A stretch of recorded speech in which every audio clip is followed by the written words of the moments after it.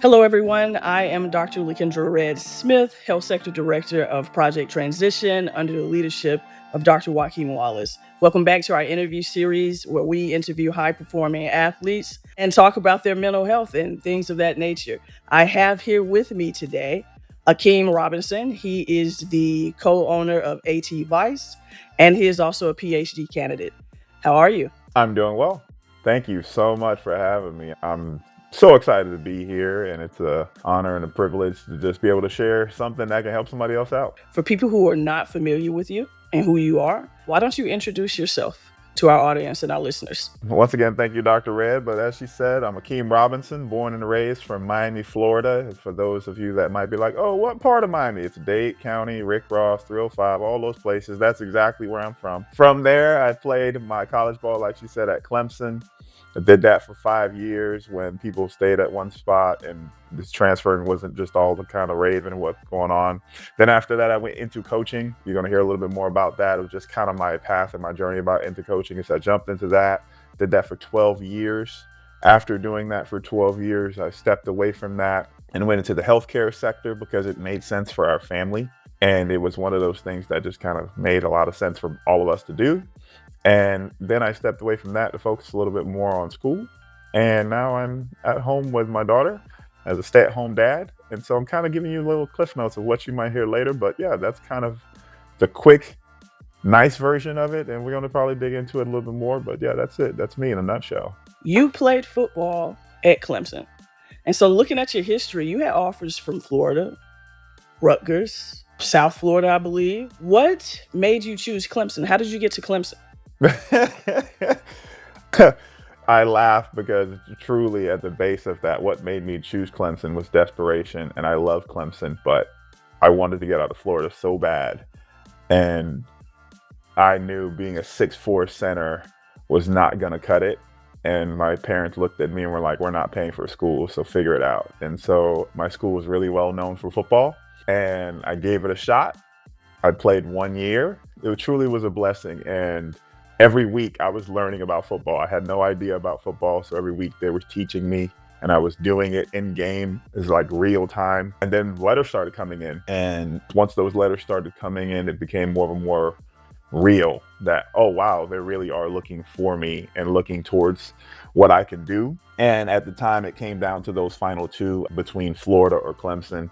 And honestly, I chose Clemson because I wanted to be kind of like my parents. Both of my parents are not from this country, and they made a name for themselves at Idaho University.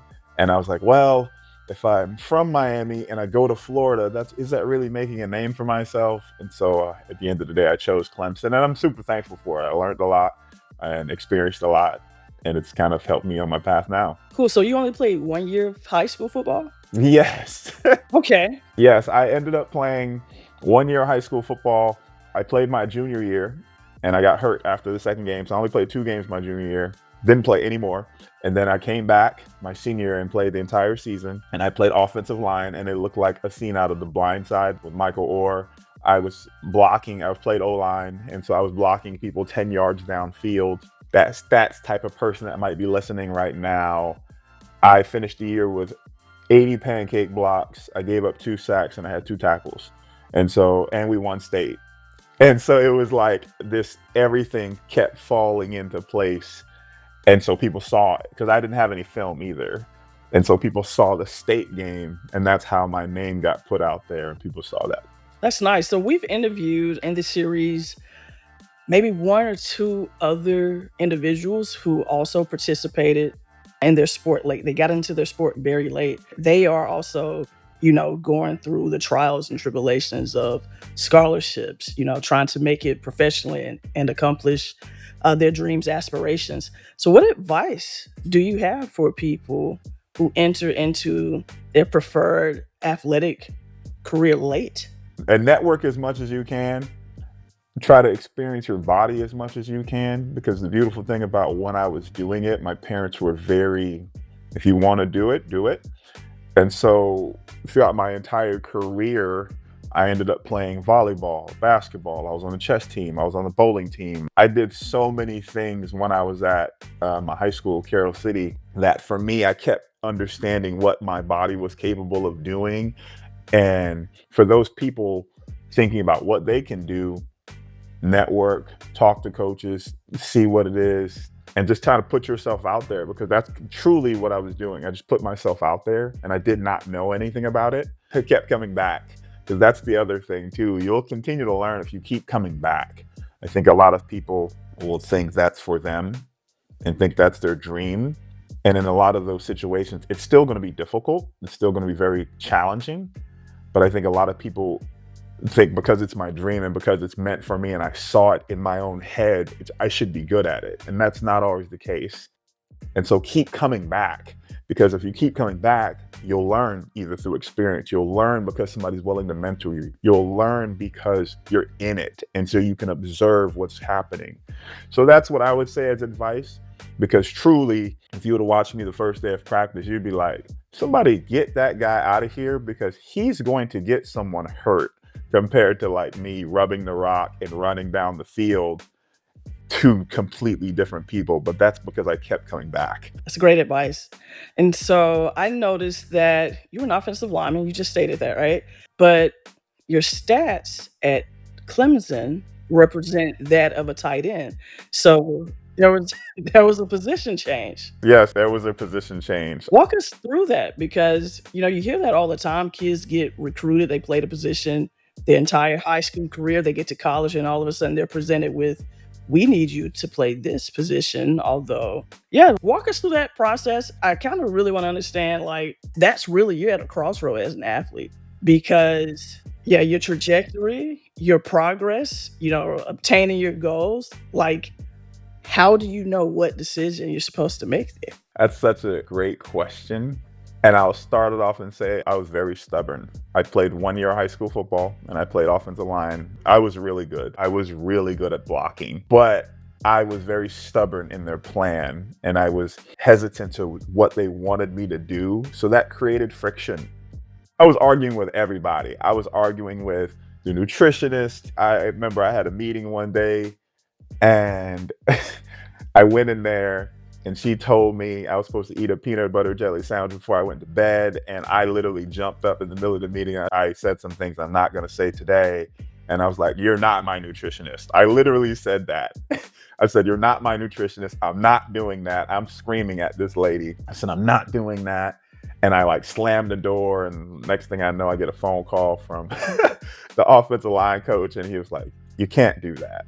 No, and like I was very stubborn. And I tell people all the time, I'm not telling this story because I'm showing off. I'm telling this story because I'm saying, thank God I still was kept on the team for my stubbornness and my just cause of friction of what they were trying to do. So yes, in the first part of that question that you asked, I was very stubborn. I had a goal in mind and I had a vision in my mind.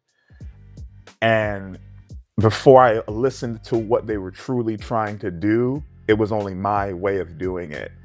And I really was pushing away others' viewpoint of how I could do it. I remember I went to a game, we ended up losing this game, and the coach told me, hey, don't worry about it. Next time we come back here, it was against Florida State, you'll be 320 and we'll be winning the game. And I remember thinking to myself, 320? Oh, I was like, 320? There's no way I'm gonna be 320. I'm not doing that. And so I looked at that number as being this like messy kind of a body. And I just didn't want to do that. I did not want to do that. And I was very stubborn. So to answer that question, I stood firm in my conviction, even though I didn't listen. And in hindsight, now I try to educate people on, you can have a conviction, you can stand firm on your belief, but that still doesn't negate the fact that you can take in advice. You can be willing to have conversations. You can be willing to do certain things and see if that works for you or not. Because I do believe if I would have did what they asked, I would have been in the NFL, but I did not. And, that was the path I chose. And so I did end up playing tight end because they were like, well, we're going to use his body some way. And so I played a blocking tight end anyway. So they got kind of what they wanted. Let's talk about stats, right? So if anyone Googles your name, they see the stat line. I'll let you talk about the stat line. I had these dreams, and I like many people. For all you video game people out there, you never play a video game like Madden or college, especially since now people are playing college 25. And you're never going to put yourself at this offensive lineman because they don't get the glory, they don't get the like celebration. You scored the touchdown, so I thought that for me, I was like, I'm going to be the one running in the end zone. They're going to be throwing me these amazing passes, and I'm going to be that guy looked at and celebrated. And that was not the case. So at the end of the day, Dabo Sweeney took over my last year, and he has this thing where if they're winning games by a lot of points, he tries to give some love to like those walk-ons, those kids that don't really have that many stats. And I remember he came up to me and he said, "Today's the day, big fella." And I was like, "What?" We're playing against Duke. And they were like, "We're calling a pass for you." And I was like, "Huh?" And everybody's like, "Yeah." And I'm like, "Oh, this is really happening. I'm that guy." Like at the end of the game, they're like, "Shoot it." I'm that guy. So it happened. And they called the passing play for me. And literally, he told the quarterback, "Throw it to Akeem." First pass, dropped it. So literally, after all this time, I've still dropped it. This was my redshirt senior year. So like this was 5 years in the making, have not caught a single pass. And the next time they called another play for me later in that fourth quarter, and he said, "Hey, we're going to call another one." It was a screen pass. And I remember the guys telling me on the sideline, "Don't let the first guy tackle you." And I was like, there's no way.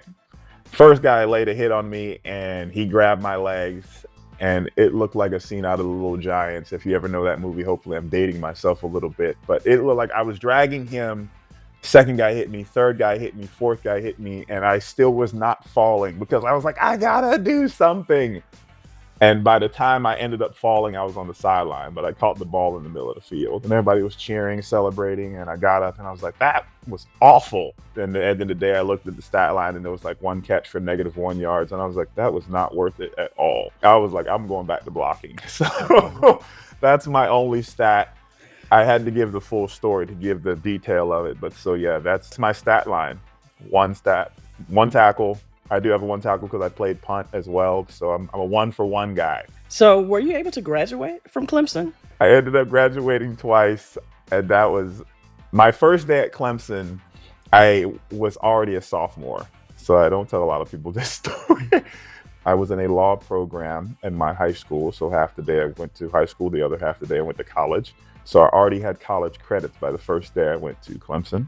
But Clemson didn't have a law program. And so I didn't want to lose those credits. So I put those credits into all my electives. So I did not take a single elective when I was at Clemson for the whole 5 years I was there. Not once, because I had 24 of them. So we put those in different categories and spaces. So I ended up graduating in 3.5 years with my first degree. And that was in sociology. And I minored in communications because I had that many credits. I also had minors. And then I still had more, and I had more time of football. So I said, what can I get in a year and a half? And so we looked, and I ended up graduating again with Parks and Recreational Tourism Management with a minor in sociology. So I majored in soc, minored in soc, minored in communications. And yeah, so I did a lot of stuff. So I got those 2 degrees from Clemson. Very educated from Clemson. So, what during your career, what memorable obstacles did you face, and how did you overcome said obstacles? I'm going to answer that and say what I felt. And I went from being a guy that was so driven and a guy that was so passionate about being the one to, have that story of saying, I made it to the NFL, I'm going to buy my mom's a house, to my redshirt year, I tore a ligament. Well, I actually came to Clemson with an injury, but I wasn't going to tell them that. So I came to Clemson with an injury. I was already damaged goods. And I say that with pride, to be honest with you. So they ended up fixing that, had surgery. My redshirt freshman year, I had another surgery on my knee. My redshirt sophomore year, I had a third surgery. My junior year, I had another surgery. In my redshirt senior year, I had none. So I ended up with 5 surgeries. So to answer that question, I felt damaged. I felt like I wasn't good enough physically because I always hurt. I always had pain. And because I had pain, that then resonated in my mind that was the reason why I wasn't playing. That was the reason why I wasn't good enough. I didn't do the things necessary for my body to be considered good to be in this situation. So one of the hurdles for me was I was never in those situations where my name could be called. I was never in those situations where I could be the guy. Then, to me, that's a two-part answer. Because I physically couldn't do it, my mental started to break down to the point where every day I was telling myself, you're not good enough. You can't do this. You're not even good enough to be considered for this position. And every day it was getting to that. I find that to be such an interesting way and a perspective to think about it, because just a second ago I was telling you about all these accomplishments of all these degrees, and that's great, but then on the inside I'm telling myself I'm not good enough. And so that's the constant obstacle of, I'm doing so well because I'm having all these degrees, I'm having all this success on paper, but I'm not doing well in my mind. And it was a challenge. Every day it was a challenge of getting up, going through the motions of practice, knowing I wasn't going to play in certain situations, and feeling like I was not good enough to do that. So that was my mental struggle. How did your mental health impact your career, your social life, just anything? Let's talk about that more. What I stress to people a lot is that your mind is a very powerful tool. And I think when we watch TV, when we listen to people, when we even look at people and we say, I like them as an actor or as an athlete, and we start to then become a fan of theirs, I think we forget the mental that really goes into what they have to do. And so for me, being in it, it truly was a stress on me. It truly weighed on me that I could not do what I thought I was going to do. Like, I came to Clemson to be a football player. So why does my body have so many surgeries? I came to Clemson to be successful. Why do I hurt every step? It weighed on me so much to the point where I literally started telling myself it's pointless to be alive. That's how much my mental got into the way. Like, I was telling myself it's pointless to be alive because you can't play. You're not useful. You can't do anything. That was every single day, even though I was going to school, even though I was making grades and doing what I was supposed to do. So then I started to just go out. It's Thursday, I'm going to go out. I'm going to have a good time because I know I'm not going to play. And it kept being this snowball effect of not perform, go to other things, not do well, go to other things. And that's what happened in my mind. So much so, I remember there was a day where I was sitting there and I said, okay, let's do it. Let's do it. And I pulled out a knife and I held it over my wrist and I said, nobody will care. Like, I'm having this conversation with myself and I was like, nobody will care if you're gone. And I just couldn't do it. I just couldn't do it. And I ended up throwing the knife like away from me, and I ended up crying that day. And even in the middle of me crying, it was me crying because I couldn't do it. It wasn't even crying because I didn't do it. It was crying because I was like, see, that's how weak you are. You can't even fit. Like, that was going through my mind every day. And then one day I remember I was talking to another teammate and I told him kind of like how I was thinking, how I was feeling about suicide and my thoughts. And he ended up saying something to one of the coaches, and the coach called me in his office, and that I ended up going to suicide counseling. And even in suicide counseling, I was the same. I was very standoffish. I was very against somebody trying to come into my life that didn't know what I was here to do. And so they would ask me on a scale of 1 to 10, how much did you think about death today? And I was like, just give them a number. I was like 6. But I didn't care. I really did not care because I didn't believe in it. So to answer your question truthfully, it weighs on you so much to the point where you feel like you have nowhere to go.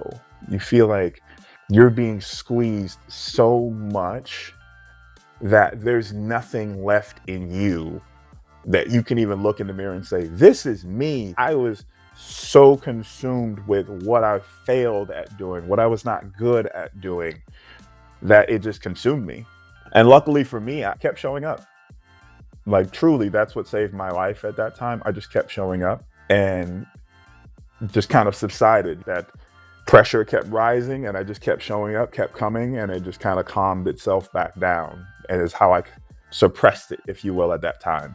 Thank God for that teammate, and thank God that there was some sort of bystander intervention, right? Clearly you were masking, right? But I'm curious if there were people who actually noticed that, okay, there's something not right. You know, in hindsight, maybe people would have noticed. It is such a fast moving system. Once you become an athlete or you become this person where a lot of people are looking at you to do something, like it's such a fast moving system that it's so hard to understand what's getting put on you. This is the other crazy stat too.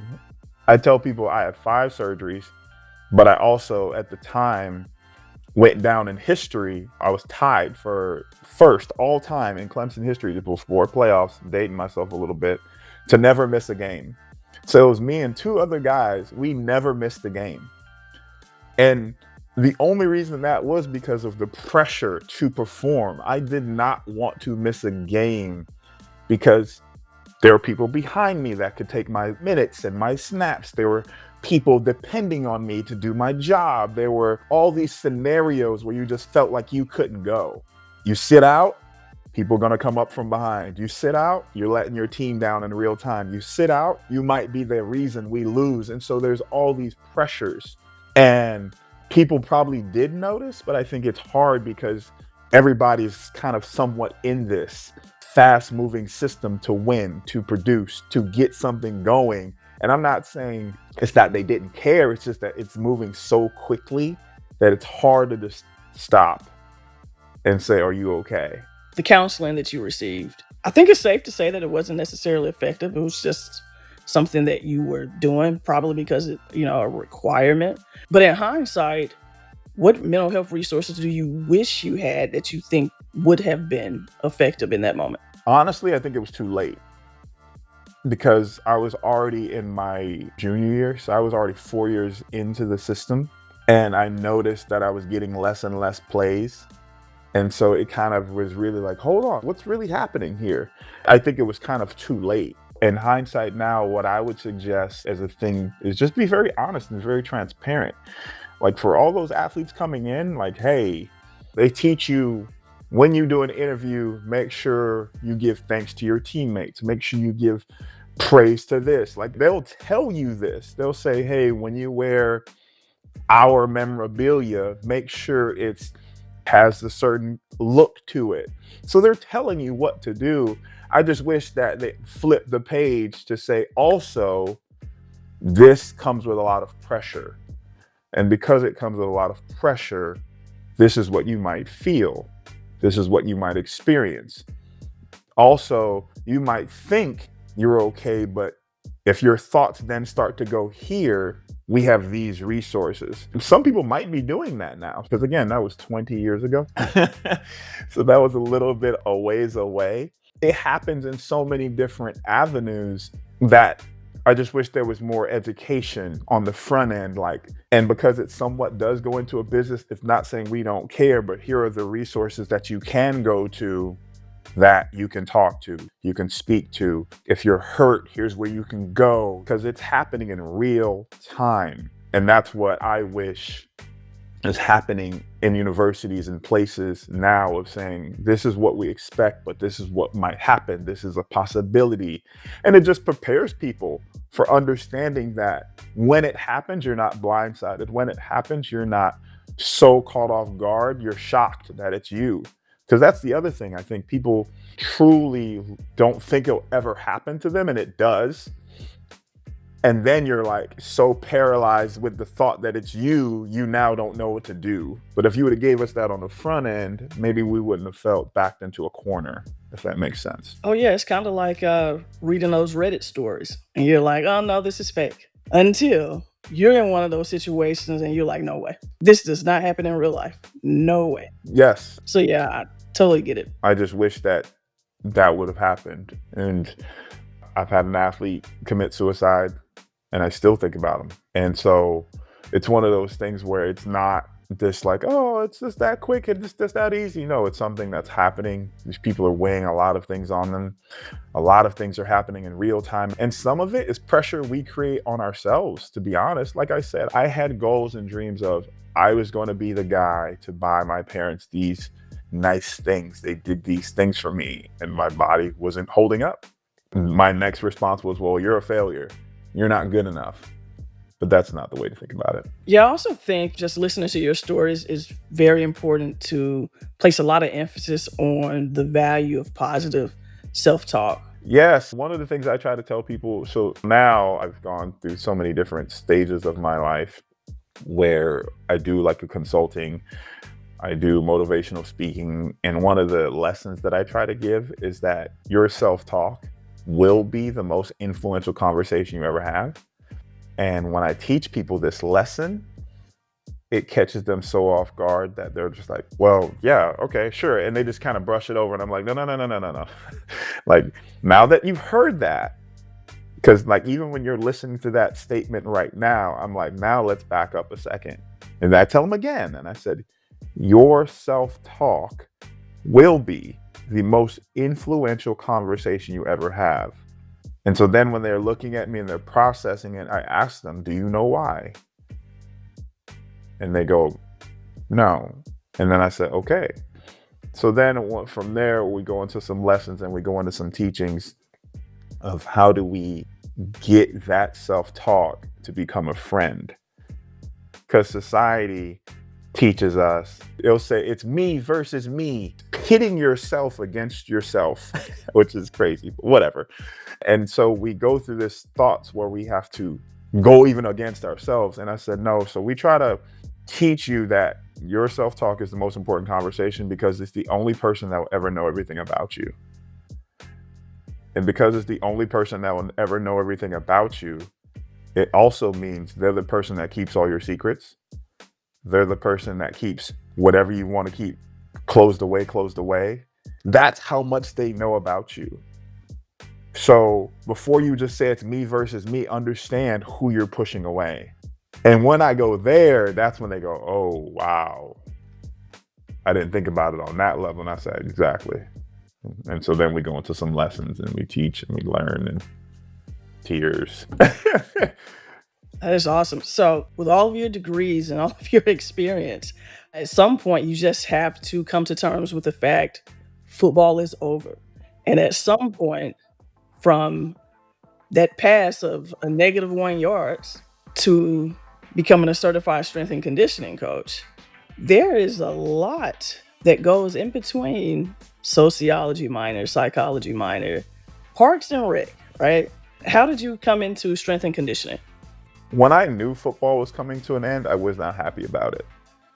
When I knew football was closing, I was so lost and so confused because I was like, well, now what? And I had no idea because I was never asking myself that. I was never doing that. And I think when we look at what we set our hearts and minds to, it's one thing, it's this or that. I really try to help people understand that one thing projects you to something else and projects you to something else. It shouldn't just be one and done. It shouldn't just be this one thing because that one thing will come or will not. Then what? So for me, I was not doing that. And because I was not doing that, I didn't want to give it up. And so for the first time in my life, I didn't want to give up something that I had no choice to give up. I started to ask myself, okay, well, how do I not give it up? And that's when football came into play. So football didn't come into play because it was something I was like, yeah, I'm gonna do football. Football came into play because I started asking myself questions. That's the thing I try to stress to people too, is you need to ask yourself questions to understand where you are in this one thing. Are you close? How close? How much time do you need? What's the next step? And sometimes people don't want to really truly have this conversation with themselves because they think it's pointless. And I really have to stress to people that this conversation needs to happen because, again, your self-talk is the most influential conversation you're ever going to have. So if you don't ask yourself these questions, how do you even know how to gauge it? And so when I finally started asking myself questions, I came to the realization I didn't want to give up football. And so because I didn't want to give up football, that's when football came into play for me as a coach. So I started coaching. And then I saw the looks on people's faces when I started coaching. And I was like, this is really fun. Like, because I didn't even think to that level. So then I was like, this is really fun. So then I started asking myself more questions. And I said, well, how can I experience more of this fun? And I said, well, I could coach more. And I said, well, you can't coach more football because you only have one position. There's only one team. And I said, well, a strength coach can coach more. And that's when strength and conditioning came into place. And being honest with you, I had no idea about it. All I knew was football, football, football. So I had to ask myself, well, how do you do that? So then I started going to other people's practices. And I started going to pole vault practice. And I said, how do they get over that pole? And the coach is like teaching me and he's showing me what he would do. And I'll go to basketball practice. How would they do? And I started asking, because that started helping me give my goal purpose. So for people like listening, understanding that your reason for asking yourself these questions is for you to give it purpose, you to give it life. Because a lot of times we say this is what we want. So if, for example, so we say, especially athletes, they do this all the time. Okay, so you get drafted and you make the most money ever. Now what? And most of them can't answer that. Most of them can't answer that because guess what? They haven't been educating themselves in it, even understanding what they're even going to do with it. So it's like, you don't even have a purpose for why you're going to do it. And the biggest driving purpose that they have is this. They say, oh, well, I like what I did. Well, I want to buy my mom's a house. Okay, when you do that, you accounted for the taxes, right? When you do that, you accounted for how much money that's going to take, right? And they're like, oh, okay, well, I didn't. Yeah. And so then they'll say, well, I'll hire somebody. So then I say, okay, so now you have all this money. You're going to hire someone else to manage your money. And then you're going to hire someone else to do something else with your money. So the money you have is this much. And so they don't even put purpose behind what they're doing. And I'm going to be honest with you, even like now, today, you know, with NIL and all this money and all these things, like there's a lot of money going around, but still they don't even understand the purpose of what they're doing with it, where they want it to go, how they want it to work for them when they're asleep. Like they're not even asking themselves that kind of a level of a question. So at some point it's going to hit them again. So yeah, I just kept asking myself questions and I gave my goal purpose, and which gave that life. And that's what made me want to be a strength coach. Cool. And from my understanding, you sought out a very particular person and said, hey, you're going to mentor me. So in me being a strength coach, in me being a football coach, it was rough. What I thought was a valley when I was wanting to commit suicide was not a valley, because then I was really homeless. And so when I was homeless, I was like, this sucks. Like being in my car, like trying to figure it out, that sucked. And the valley I thought was really tough at Clemson didn't even compare to the valley that I was in there. I just was like, this can't be it. This can't be what I got all these degrees for, what I did all this for. And one of the coaches invited me to go to a camp. And I remember seeing my mentor, Dr. Pat Ivy. I remember seeing him before I even knew who he was. And I said, who is that man? And they were like, oh, that's the head strength coach. And I was like, I want to meet him. And from there, it became, I walked up to him and I said, hey, can I see what you do? And he said, sure. How does 5 a.m. sound? And I said, no problem. But what people don't know is I lived 2.5 hours away from the university at the time. So to be there at 5 a.m., I had to get up at 2 and drive there to be there at 5 a.m. And when I did that, I worked for free. I just worked. I volunteered, picked up shakes, picked up things, like whatever they needed me to do. And then I drove back home. And I said, when's the next day I can come? And I drove, and I did that 3 days in a row. And on the third day, I said, I want to work with you. And he said, do you have a place to stay? I said, nope. He said, do you have any money? I said, nope. Because I was living in a truck and I was living in somebody's like office because I had no home to go to at the time. And he said, okay, we'll work something out.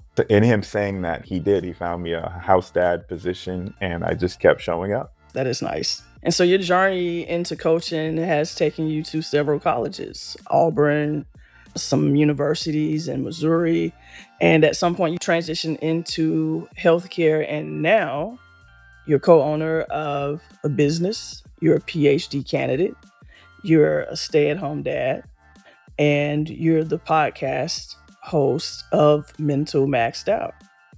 Congratulations. Thank you. Thank you. And I appreciate that because all of those things were asking myself what's next. All of those things were a mindset of gratitude, being thankful for them. They then turned into what is next? And it kept building on itself. That question built on itself and moved and went into a way. And then it went from Missouri S&T, like you said, to being a GA at Missouri. And then being a GA at Missouri, I said, what's next? And I was like, I want to be like Pat Ivy. And then being like Pat Ivy was like, okay, what does he do? And I was like studying, learning. And then I said, well, I want to create my own thing. And then came New Mexico State, which never won. And I was like, I want to win there. And we won a bowl game. And then it kept changing and morphing to the point where me and my wife, we have our own company consulting and helping leaders and helping people. And then we have this podcast where it's just helping people understand how to think, how to process information differently. And now I'm a stay-at-home dad. That is awesome. Can you tell us more about your podcast? Yes. So Mental Max Out podcast came about because I've always wanted to help people. And so based on those stories you've heard from the beginning, I was not in a good headspace. So it originally started for athletes. It originally was just like, hey, athlete, hey, person that got hurt, hey, person that's not playing. How do you get better? And now it's morphed into, here's this podcast, comes out every Tuesday. Mental Max Out the podcast. We have an Instagram, Mental Max Out podcast, where we put certain things on, certain announcements and things like that. But it's just about learning about yourself, learning how to think, learning next level questions to ask yourself, and just where to go. And it's been a real honor and a real blessing to be able to do that with my wife. And we're continuing to learn and grow through the process. That is awesome. You are a very unique individual, probably one of the most unique individuals that we've interviewed.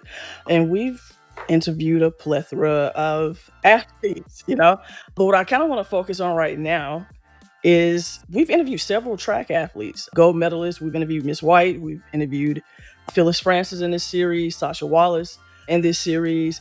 And from my understanding, you come from a track family. How did you end up playing football? My dad, born and raised in Jamaica. My mom was born in England, but grew up in Barbados. Both got track scholarships to run for Idaho University. My dad has a record in the 400, and I mean, like, ran for the Jamaican national team. And so, like, they were doing their thing. My cousin ran for Florida, like all this popular people just runs for like Jamaican national teams and stuff like that. But when I tried track, it was not for me. I was slow. I was not fast. I tried long jump. I did not like sand everywhere. Like, I just was like, this is not my thing. So yes, my family is a run around the track family. They just were like, do what fits you and do what makes the most sense for you. And so they gave me the green light to try it all. And I tried it all, from baseball, volleyball, chess, bowling. I tried it all. I wanted to know what it felt like. I wanted to know what you go through. And so that's kind of how I transitioned into football, because I was so driven into not being in Florida. So for me, that's what made the most sense. And it worked. Also, you don't know this, but I've heard this story about your dad challenging you in the mile run. Once you become an athlete, you get this level of arrogance to you. I was home from break and I was watching TV, and my dad was like, hey, I'm about to go work out. I'm about to go run. I was like, all right, bye. Like, like, don't bother me. And he said, you should come. And I was like, I don't want to. Like, just the arrogance just oozing off of me, because I'm like, I'm a Clemson athlete. Like, don't bother me with this squabble. And he was like, you should come. And I was like, I don't want to. And he was like, no, you should come. And I was like, there's no point, because I'm going to beat you. Now, like, I got his mind turned on, and he was like, no, seriously, like, I do track. You don't. You do football. So let's do it. And I was like, okay. So we go on this run, and it just came to me. Like all the lessons he was teaching me when I was training for football, it came to me. And I was like, stay on his heels, stay on his right shoulder so he can constantly see you when he's checking his breath. Don't get too close so you clip his heel because it's going to mess up my stride, and just stay your pace. The first mile, I kept with my plan. And the second mile, I kept with my plan. And then I was like, really thinking, I was like, how long are we going to run? And then we were in mile 3, and I noticed he started to pick up the pace. And I said, oh, this must be coming to an end here. And I said, okay. So he starts picking up the pace. I pick up the pace, but my plan never changed. And I remember he did his kick and he like started sprinting. And the first thought came to my mind was, too soon, Pop, too soon. And he started his kick, and I picked up my pace, but I didn't start at my kick. And I started my kick and I smoked him. And we laugh about it to this day. And he said, how did you do that? And I just was like, because of everything you taught me. And so it's a funny story because people are always listening. People are always, having these game plans and these things in their mind. And when we think they're not paying attention, they're listening to us. And so if you just stick with your plan, it does work, because he taught me. He was one of the best to do it.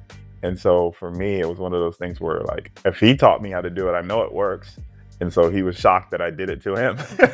Clearly, you have great admiration for your father, and you're a stay-at-home dad in a climate, honestly, where that's just quite frank unusual. How important do you think the influence of fathers are? It's an amazing question. I'm going to say the influence of families. I don't have this platform to do what I'm doing if it wasn't for my wife, if it wasn't for Allison. I tell people this all the time because I think it has to be mentioned, is when I decided to step away from my job, I asked permission. It was a conversation. It had to be a joint decision, and this was best for our family. And so for me, being a stay-at-home dad, I wear that badge as a symbol of honor because I know my wife would give anything to be in my position.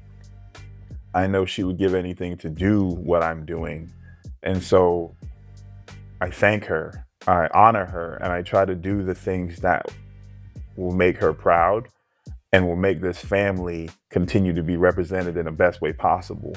When it comes to our daughter, Serena, we have a mindset where we're teaching, she's learning, but we want this to be a safe place for her. So for me, being a dad is an honor, obviously, but being in a family where you can communicate these things, you can communicate how you feel and say, hey, I think it's time for me to step away from my job and ask permission. All those gave me this platform to be able to do that. And every day it's an honor and an opportunity to be with my daughter, to share in these moments, to laugh with these moments, to take pressure off of my wife, but to also have her kind of go through the experiences of what people that are going out there doing. And I'm not saying, she should be doing that. It's crazy because we take just as much pride in how we cultivate this family with Serena and how we do things. And so it's an honor, and it's one of those things where I don't try to take any of it for granted. But at this stage in our life, this is what makes the most sense for our family. And so this is how we go about doing it. But everything we do as a family, we have to communicate about it. We have to keep God in the center of it. And we cultivate it in a way where we say, okay, we're doing this to do what? Okay, we're doing this because of what? And we're asking these questions to give it purpose. And so we can find out also what's next. One band, one sound. No question. So, before we go, do you have any nuggets that you would like to leave? This is my one little nugget. I'm going to try to keep it simple, but I'm going to teach everyone about life. No matter what you do in life, you have 5 directions that you can go in your life. You can go up in your life. You could go down in your life. You could go around in your life. You can go out and you can go in. Let me break all that down in just a second. People that go up because they think about the good. They think about what's next. They think about what they can do. People that go down is because they think about there's no hope, there's no way, there's no chance I can do it. So what you have to do if you are in a stage of down in your life right now, you have to move around those thoughts. and you have to give it new purpose and new meaning. If those thoughts, once you move those thoughts around, are still not helping you, you have to move them out. Once you move those thoughts out, you give room to put new thoughts in. That will give you the opportunity to start going up. That was a word. Yeah. Thank you for coming. I think we may have to do this again. I would love that. And so definitely have to do this again. I am Dr. Lakendra Red Smith, Health Sector Director of Project Transition. We would love to thank our guest, Akeem Robinson, a stay-at-home dad, a husband, podcaster, mental maxed out, PhD candidate, will soon be doctor. Yes. Absolutely. Thank you for coming. You all make sure you follow us on our socials, follow him on his socials as well. And thank you for listening. Thank you for having me.